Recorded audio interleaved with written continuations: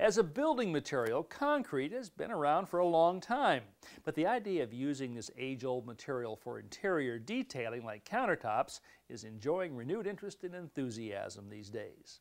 So when the opportunity came to work alongside a real pro in New Mexico, I went looking for homeowners who are passionate about concrete.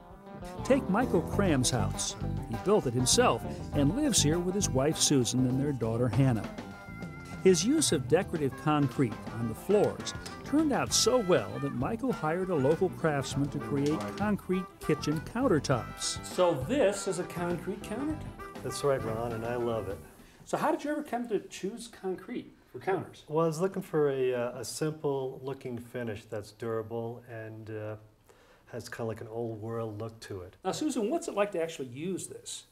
Well, not only does it look very good, but it's very practical, easy to clean. Right, Hannah? Yeah, it's really smooth, and when you spill something, it's easy to get up because it doesn't really soak in. When you spill something, you don't spill things on this, do you? Well, try not to. But occasionally, when it happens, it's really easy to clean up, huh? Yeah. Today, I'm going to meet the man who built these countertops, Spencer Martin, and watch as he builds another concrete countertop in the Cram's bathroom. Thank you very much. Well, I know you've done some work here already. This started out as a vanity.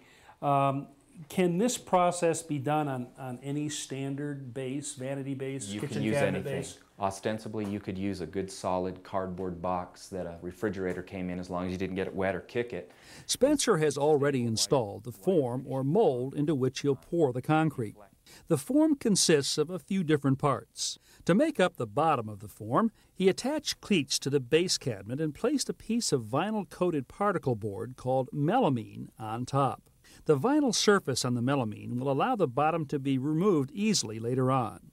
He drilled 3 holes through the melamine and inserted short pieces of PVC pipe that will create holes through the concrete for the faucet. Next, Spencer attached 2x4s to the outside of the cabinet and then secured strips of melamine to them. Constructing the form this way will provide a lip or overhang to the cabinet. Exposed wood surfaces are covered with electrician's tape to ensure they will release easily when the form is removed. A styrofoam block cut in the shape of the sink will create the proper size sink opening in the concrete. Spencer applies a bead of caulk around the bottom to create a good seal. Then he secures it with screws. Finally, he sets a piece of reinforcing steel in place to give the countertop additional strength and prevent cracking. Next, we move outdoors to mix the first of 2 batches of concrete. This first batch will form the core of the countertop.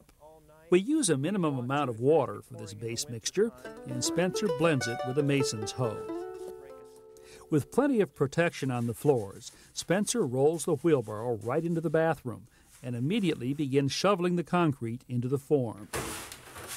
He compresses the concrete by pounding it with a wooden float. You usually use some sort of agitation or vibration when you're laying concrete, whether it be a great big slab or a little one like this.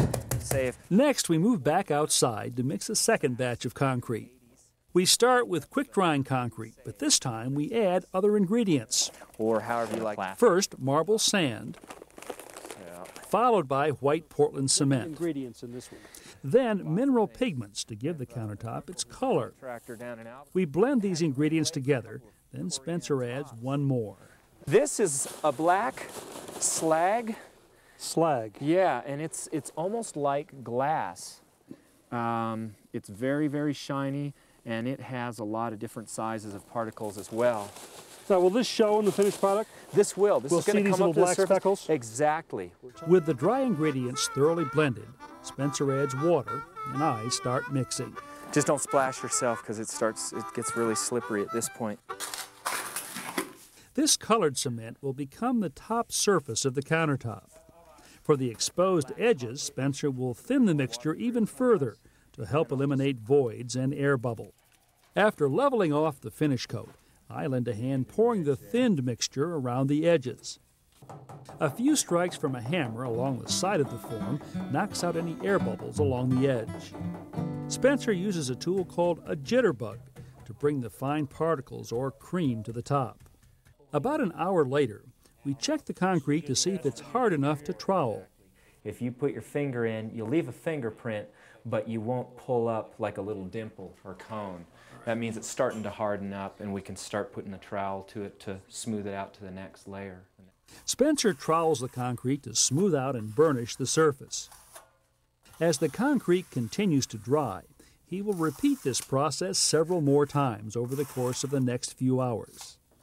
As for me, I'm going to leave the artist to his art and come back tomorrow to see the finished project. The next day, Spencer removes the form, revealing his masterpiece. Very nice. Michael, what do you think? I love it.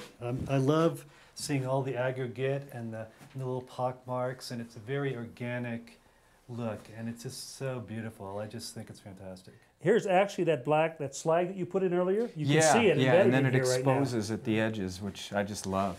Michael, do me a favor, would you? I'd love to see this when it's completely finished, when the sink's back in. You bet. Could you snap off a picture and send it to me? I'd love to. All right, that'd be great. Yeah. Thanks, guys, both of you very much. This was very, very interesting to me. Thank you.